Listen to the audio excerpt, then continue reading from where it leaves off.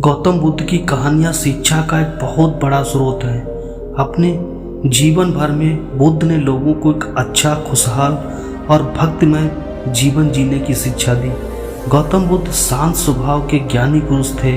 इनकी दी गई शिक्षा अगर आज का मनुष्य अपना ले तो उसके जीवन की आधी परेशानियां बुद्ध की शिक्षा से दूर हो जाएंगी। हमारे जीवन में ज़्यादातर परेशानियां हमारे मन और विचारों से शुरू होती हैं। जैसा हमारे विचार होते हैं वैसे ही हमारा स्वभाव हो जाता है, और जैसा स्वभाव होता है वैसे ही हमारे कर्म होते हैं। जिस इंसान की सोच अच्छी होती है उसके कर्म भी अच्छे होते हैं, और जिस इंसान की सोच बुरी होती है उसके कर्म भी बुरे होते हैं।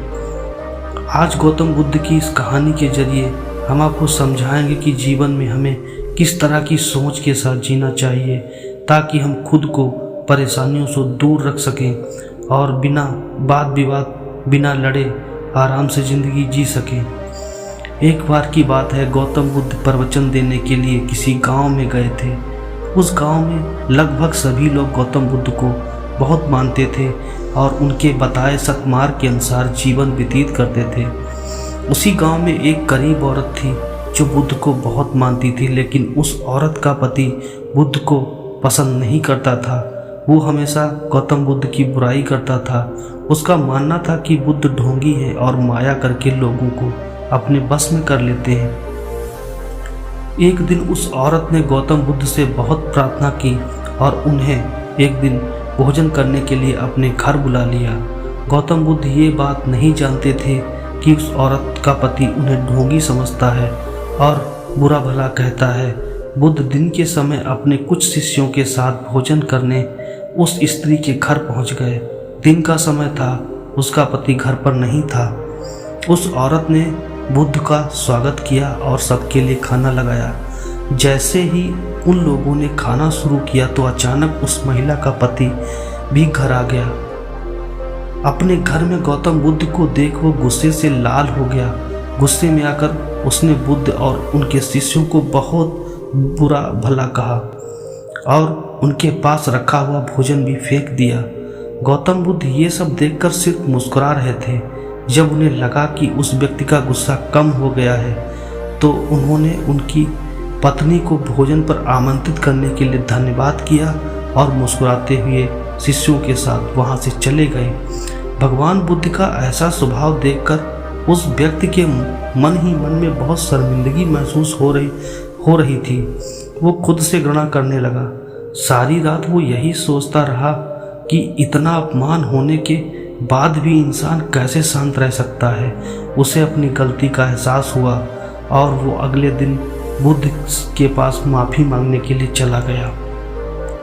उस व्यक्ति को माफ़ी मांगता देख गौतम बुद्ध ने उससे कहा, तुमने जो कुछ मेरे साथ किया वो कल किया था और आज एक नया दिन है।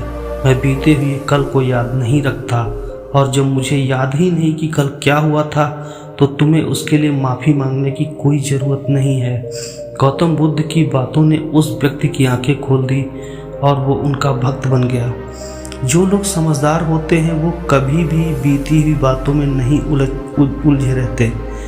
उनके लिए हर दिन एक नया होता है और वो अपने हर दिन की शुरुआत नए तरह से करते हैं। कुछ बातें ऐसी भी होती हैं जिन्हें भूलना बहुत ज़रूरी होता है, वरना वो बातें हमें अंदर ही अंदर खा जाती हैं। लेकिन बहुत से लोग ऐसे होते हैं जो पुरानी बातों को भूल नहीं पाते, बार बार उसके बारे में सोचते रहते हैं। पुरानी बातें या यादें अच्छी हैं तो कोई समस्या नहीं है, लेकिन अगर वो बुरी हैं और बार बार याद आती हैं तो आप खुद उन्हें बार बार सोचते हैं तो वो बातें डर, डिप्रेशन, गुस्सा या फिर बदले हुए रूप में प्रचंड रूप से ले लेती हैं। ऑफिस में बॉस की डॉट ब्रेकअप का गम, स्कूल में टीचर की मार, रास्ते में हुई किसी से बहस, इन चीज़ों को आप जितनी जल्दी भूल जाएं उतना ही बेहतर है। ऐसी चीज़ों को हम जितना याद करते हैं ये हमारे दिमाग में उतना ही निगेटिव विचार लाती हैं और बार बार हमें कुछ गलत करने पर मजबूर करती हैं। इसलिए बीते हुए कल में हुई ऐसी बातों को भूलना सीखो जो आपके भविष्य को खराब कर सकती हैं।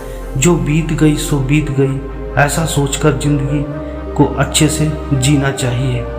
धन्यवाद।